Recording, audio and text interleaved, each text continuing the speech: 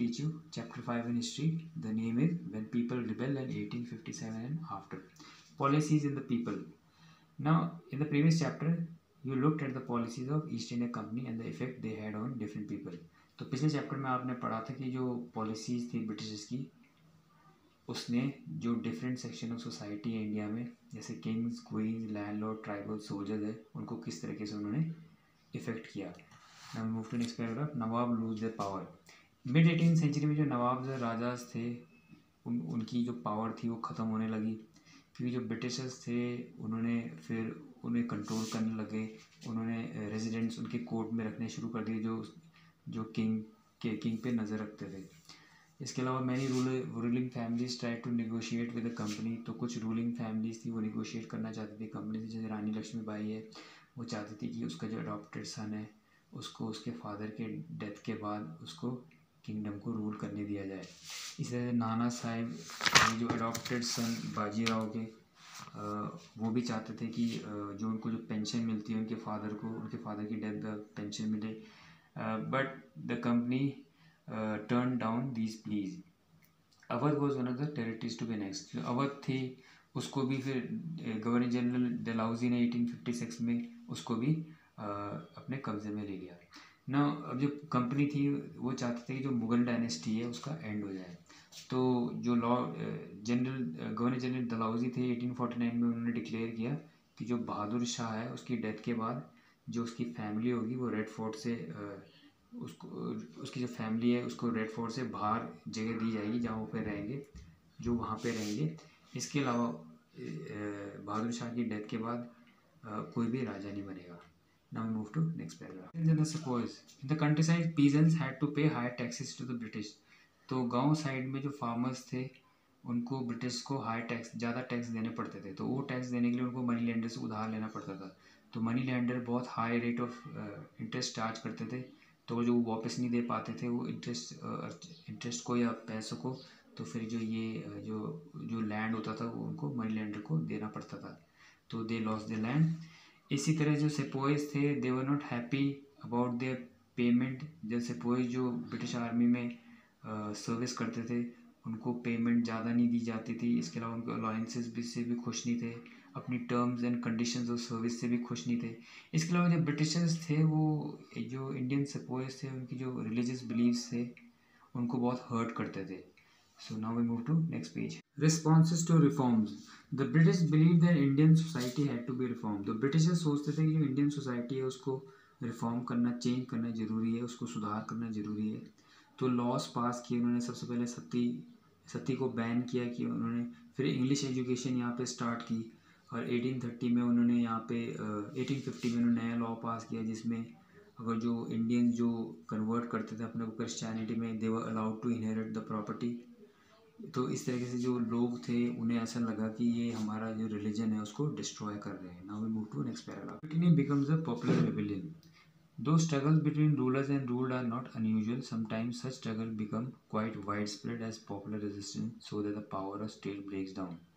तो जो रूलर्स हैं और जो जिन पर रूल करते हैं वो इनके बीच में तो स्ट्रगल होते रहते हैं, लेकिन कभी कभी स्ट्रगल्स इतने बड़े हो जाते हैं कि तो जो स्टेट की जो मशीनरी होती है वो ब्रेक डाउन हो जाती है. तो उस टाइम पे बहुत सारे लोगों को लगा कि हमारा एक ही एनिमी, एक ही कॉमन एनिमी है, वो है ब्रिटिश. तो इनके फिर ऐसी सिचुएशन को डेवलप करने के लिए उन्हें फिर इनके अगेंस्ट ऑर्गेनाइज करना पड़ेगा अपने को. इसके अलावा कॉन्फिडेंस शो करना पड़ेगा कि हम इनके साथ मुकाबला कर सकते हैं. तो ऐसी सिचुएशन 1857 में आई नॉर्थ इंडिया में. तो 100 ईयर्स रूल करने के बाद ब्रिटिश ने 1857 में पहली बार बहुत बड़ा रिवोल्ट फेस किया.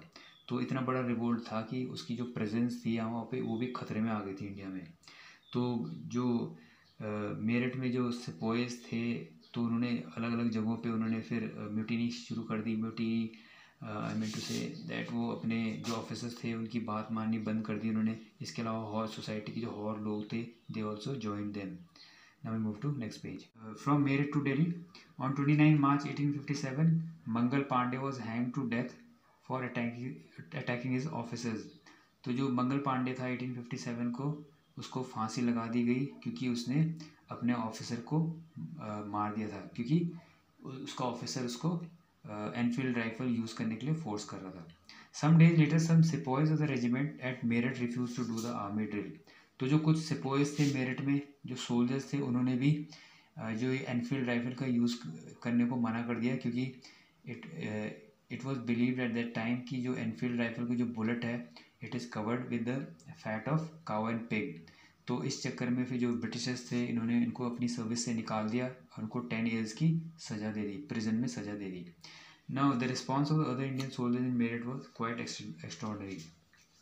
तो 10 मई को जो सोल्जर्स थे वो मेरठ जेल गए और उन्होंने अपने साथी को वहाँ से छुड़ाया। उसके बाद उन्होंने कुछ ब्रिटिश ऑफिसर्स को मारा, उनसे उनके हथियार छीने, उनकी बिल्डिंग्स को आग लगाई। इसके बाद वो चाहते थे कि जो ब्रिटिश रूल है वो एंड हो जाए, लेकिन फिर वो सोचने लगे कि हमारा जो रूलर बनेगा वो कौन बनेगा। So they decided that our ruler will be Bahadur Shah. तो बहादुर शाह उस टाइम पे दिल्ली में रहते थे। So the whole night they rode to the Delhi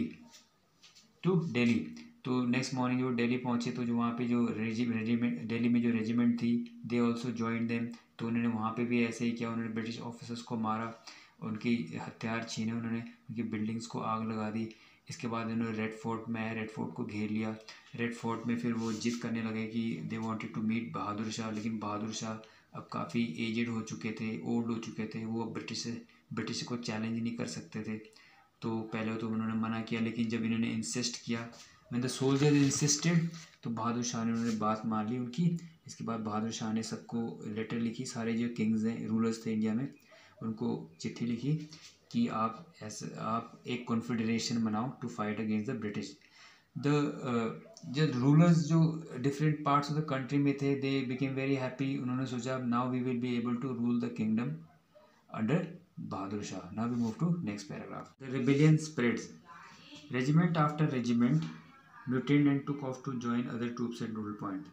तो एक रेजिमेंट के बाद दूसरे रेजिमेंट ने म्यूटिनी शुरू कर दी और उन्होंने डिसाइड किया कि सेंट्रल पॉइंट में सब के सब मिलेंगे। उस टाइम पे सेंट्रल पॉइंट थे दिल्ली, कानपुर और लखनऊ। उसके बाद जो टाउन्स एंड विलेजेस में जो लोग थे उन्होंने भी रिबेल किया under the leadership of local leaders. इसके अलावा जो नाना साहेब थे उन्होंने कानपुर में आर्म फोर्सेस जमा की और उन्होंने वहाँ से जो ब्रिटिश गैरिसन थे उनको वहाँ से निकाला। इसके बाद अपने को पेशवा डिक्लेयर किया। इसके बाद जो नवाब वाजिद अली शाह के जो बेटे थे उनका नाम था बिज़र कादिर, उन्होंने अपने को वहाँ का अवध का नवाब डिक्लेयर कर दिया। जो रानी लक्ष्मीबाई थी उन्होंने तांत्या तोपे के साथ मिलके ब्रिटिश का मुकाबला किया।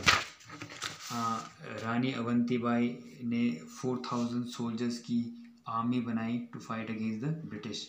Now we move to next paragraph. Company fights back. Unnerved by the scale of upheaval, the company decided to repress the revolt.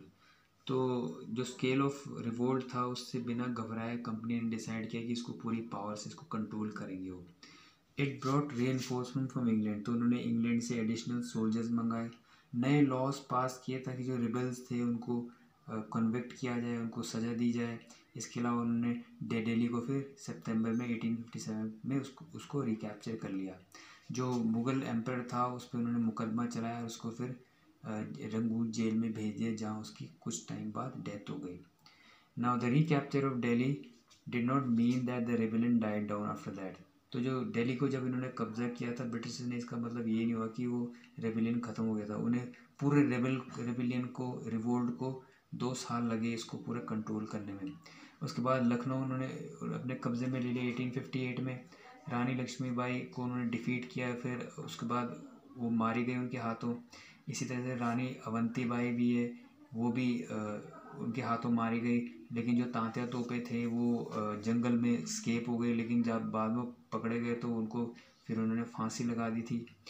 सो इस तरीके से अब जो ब्रिटिशर्स थे, कुछ जो लोग थे उनकी लॉयल्टी भी जीतना चाहते थे, तो उन्होंने उनके लिए रिवॉर्ड्स डिक्लेयर किए जिन्होंने इस रिवोल्ट में उन्होंने पार्ट नहीं लिया।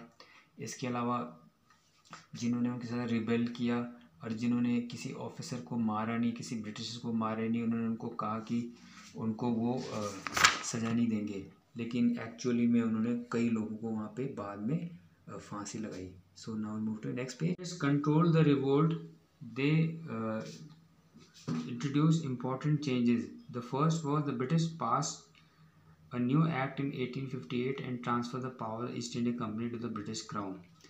अब ब्रिटिश पार्लियामेंट ने एक नया एक्ट पास किया गया 1858 में, जिसमें जो पावर थी ईस्ट इंडिया कंपनी की वो ब्रिटिश क्राउन को ट्रांसफ़र कर दी।